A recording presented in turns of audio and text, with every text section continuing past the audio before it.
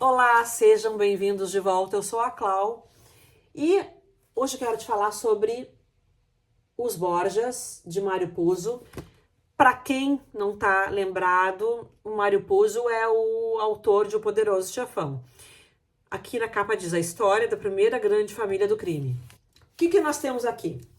Um livro de 419 páginas falando sobre essa família cujo patriarca, digamos assim, era Rodrigo Borgia, que se tornou Papa Alexandre VI. O Rodrigo se tornou Papa no momento em que não conseguiam eleger o novo Papa, porque dava empate na votação. Acabaram um convencendo o outro e elegeram então Rodrigo para o lugar máximo da Igreja Católica. O que acontece? Rodrigo foi um bandido, foi um déspota e foi um depravado vestindo pele de cordeiro. Segundo este livro, que é romanceado, obviamente, ele tinha a ambição de unificar os estados papais, fazer crescer o estado papal. Em outras palavras, na minha opinião, ele queria tomar conta da Itália como um todo e ser o mandante-chefe lá. Naquela época, a Itália não era um reino, e sim dividida entre vários reinos, vários pequenos estados, e ele tinha a ambição de conquistar um por um. Cada pequeno estado era, digamos assim, governado por um senhor feudal, se é que posso chamar desse jeito. Essa história se passa muito próxima da época de Colombo. Colombo vivia e estava planejando a sua vinda para o nosso continente aqui, continente americano. Essa história se passa no final do século XV. O Rodrigo morreu em 1500 e pouquinho, 1513, então contemporâneo ali de Colombo. E ele era espanhol. Ele era Borja, com J-A, e virou Borgia, um papa italiano. O que acontece? Esse homem talvez tivesse, sim, o amor pela igreja, por aquilo que a igreja pregava, mas ele fazia suas próprias leis. Então, ele era um homem de amantes. Não diamante, de amantes.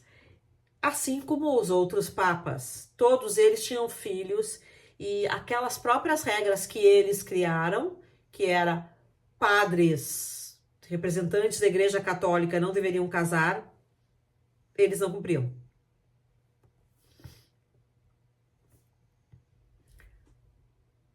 E ser papa era ter acesso a muito dinheiro, a muita gente, a um exército e com muitos privilégios. Qualquer coisa que se quisesse, o Papa poderia, ele próprio, criar uma bula papal, algo do tipo, excomungando alguém ou mandando prender alguém por heresia. A gente sabe de tudo que foi feito em épocas passadas, em nome da Santa Igreja. A igreja tocava o terror na época. E esse Papa era um Papa muito... Eu não vou dizer louco, porque ele não tinha falta de juízo, não é isso. Mas ele fez coisas muito terríveis. Segundo o romance. É óbvio que é um romance, a gente nunca vai saber ao certo o que aconteceu, mas nesse romance tem uma cena em que ele faz os filhos terem uma relação sexual, o filho mais velho com a filha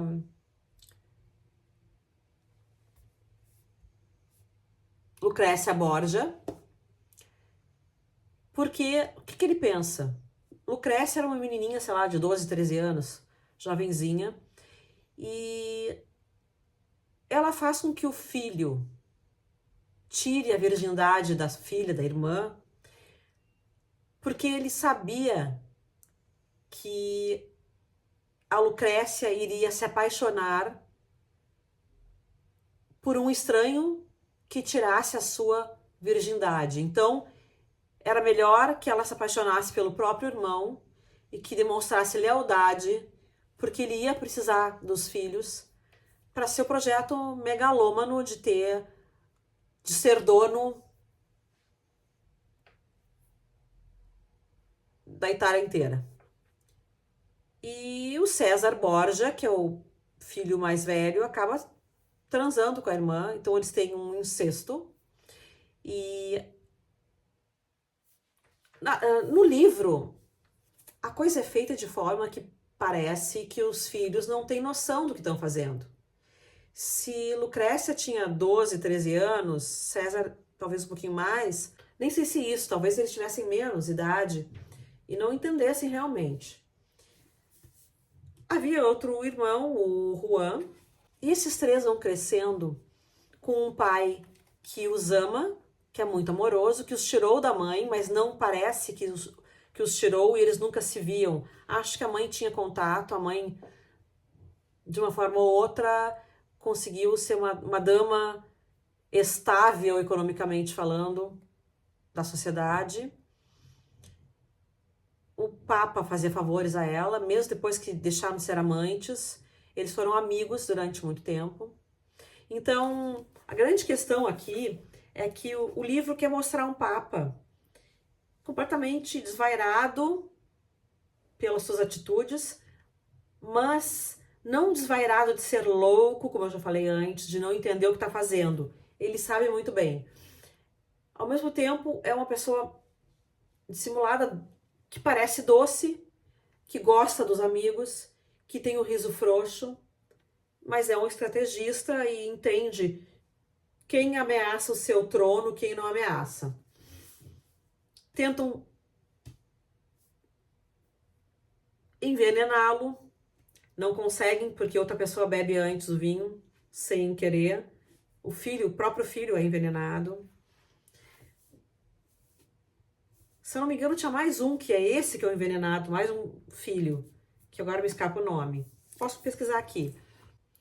Aqui no computador, na pesquisa, ele tem 1, 2, 3, 4, 5, 6 filhos, só que 3 ou 4 eram da mesma mãe, e ele devia ter outras amantes com outros filhos. Os mais amados eram o dessa companheira que foi a Vannozza Cattanei. Um desses filhos, eu não me lembro agora se era o Joffre ou o Pedro, eu acho que eu chamei um deles de Juan antes, me enganei. Um deles é envenenado.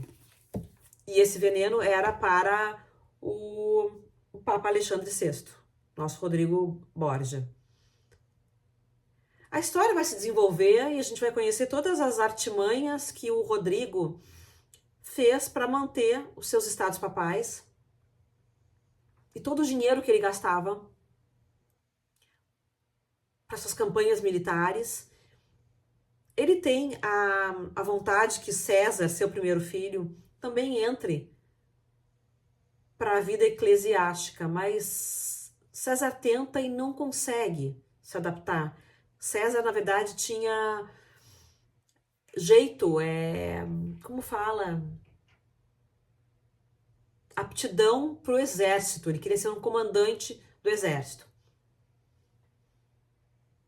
O Papa acaba cedendo. Lucrécia e César, eles vão ter um caso e vão se amar muito. Até o momento em que Lucrécia é dada em casamento e acaba se apaixonando por um dos maridos.